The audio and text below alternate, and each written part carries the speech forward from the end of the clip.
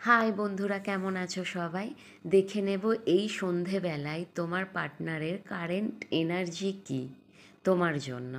ওকে, general collective reading যতটা match করে ততটা নিও, বাকিটুকু লেট গো করে দিও।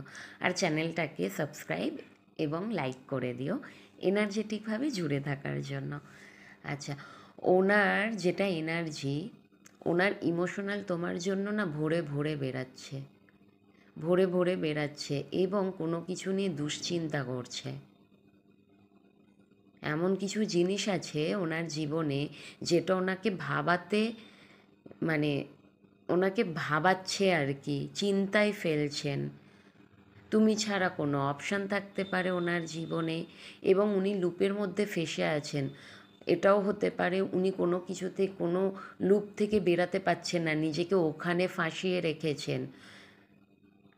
কোনো অপশানের মধ্যে ফেঁসে আছেন, উনি কী করবেন বুঝে উঠতে পারছেন না, ফ্ল্যাকচুয়েট হচ্ছে ওনার মাইন্ড। উনি এটা জানেন তোমাদের রিলেশনশিপটা মিউচুয়াল, তোমাদের রিলেশনশিপটা মিউচুয়াল। তুমি ওনাকে যতটা ভালোবাসো উনিও তোমাকে ততটাই ভালোবাসে। ওকে, এবং উনি বোধহয় তোমার সাথে না সম্পর্কটা একটা স্মুথলি এগিয়ে নিয়ে যেতে চাইছেন, যেটা পেরে উঠছেন না উনি। তুমি ছাড়া ওনার জীবনে কোনো অপশান আছে, সেটা হতে পারে যে কোনো জিনিস, এমন কোনো জিনিস আছে যেটা ওনাকে তোমার সাথে স্মুথলি কানেকশানটা এগিয়ে নিয়ে যেতে বাধা দিচ্ছে, এবং ইনসিকিউরিটিতে ভুগছেন উনি, দুশ্চিন্তা করছেন, কোনো লুপের মধ্যে ফেঁসে আছেন, নিজেকে স্টাক করে রেখেছেন।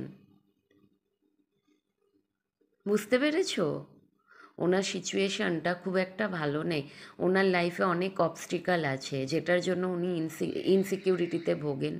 ওনার এটাও মনে হয় তোমাকে যদি সেই সব কারণে হারিয়ে ফেলে, সেটাও মনে হতে পারে। উনি ভীষণ ভয় পান।